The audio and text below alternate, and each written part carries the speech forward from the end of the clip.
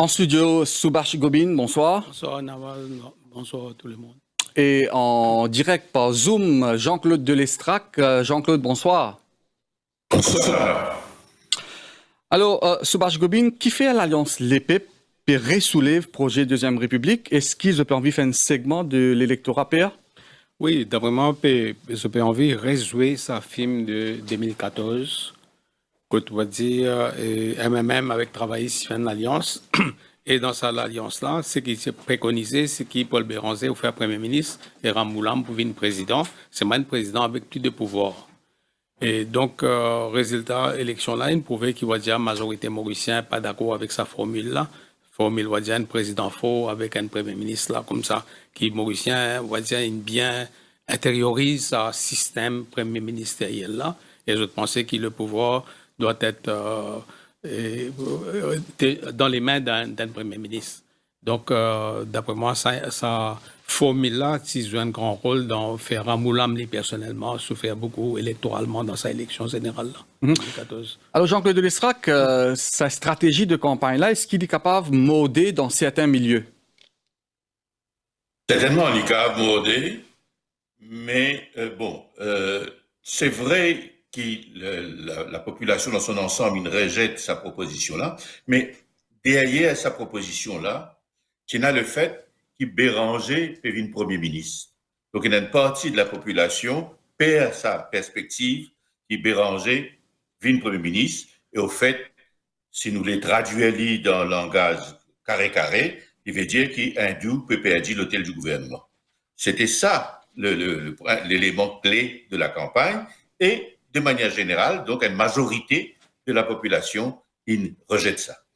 Maintenant, si on a une proposition pour faire l'idée de sa rubrique fact-checking, vous pensez qu'il est excellent et pendant tout le long de la campagne, ou faire ça. Mais seulement, si on tient une proposition à faire, limite-lui un travail de journaliste. Parce que quand un politicien prend la parole, nous retourne dans la propagande, nous retourne dans le contestable. Quand c'est un journaliste simplement qui dit on a le checké, on a le vérifié et on s'arrête à ça. Si nous redonnons la parole un et l'autre, nous retournons dans la polémique, nous retournons dans le débat et nous n'allons plus faire fact-checking. Nous pouvons faire propagande. Bien entendu, Jean-Claude, tout à fait d'accord avec vous. Donc, l'idée d'avoir la version du président du Parti travailliste, c'est pour confirmer si oui ou non ZP envisage un projet de Deuxième République. Donc, le journaliste, certainement, il recueille l'information, mais il aussi interroge un dirigeant du Parti travailliste.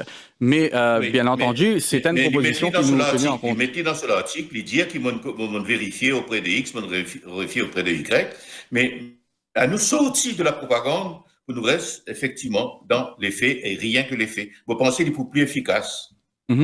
Alors, justement, nous entendons Patrick Arciavaden dire qu'il peut donc un projet de réforme électorale. Autant qu'il me connaît, moi, le MMM, Paul Béranger, pendant des années, fait une milite pour ça. Est-ce qu'il vous surpris qu'il ne pape envisage une réforme électorale? Vous connaissez, moi, une autre réflexion là, je pense que c'est très académique, ce débat-là, parce que pour toute réforme de la Constitution, nous pouvons besoin une majorité de 3/4.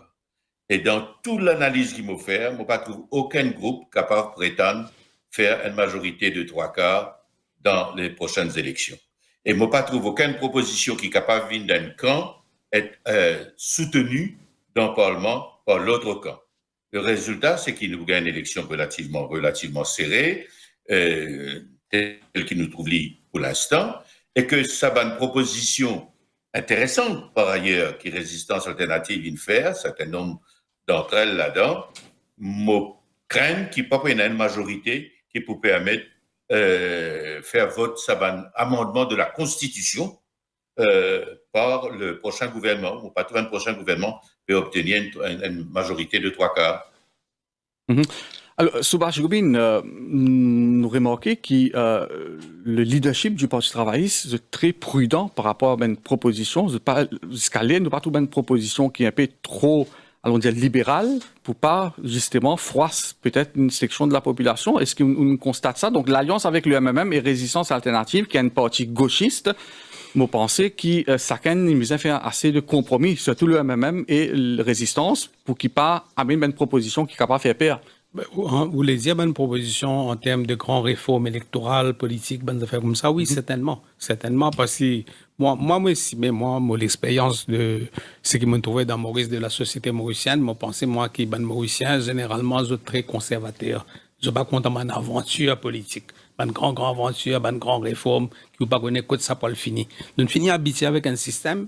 Ce système-là, il y a beaucoup d'imperfections, il y a beaucoup d'abus, il y a beaucoup trigmandage qui déroulait, mais c'est moi nous connaissons ce système-là. Donc, moi, pensez moi qui ban mauricien, pas les aventures autres, les bonnes affaires qui va dire, ou pas connaître pour déraper, pas connaître que ça pas le fini.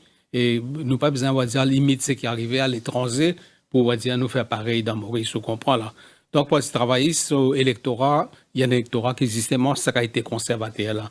Donc, mon pas croire qu'ils n'ont pas le faire une aventure avec votre propre électorat et pas oublier qu'ils, moins l'occasion qu'une partie de l'électorat du Parti travailliste sentit pas confortable, puis il y a cette loi MSM qui commence à arriver en 2014. Alors, de toute façon, quand on a manifeste électoral de l'Alliance du Changement, nous connaissons concrètement qui ben réforme qu'ils ont préconisé.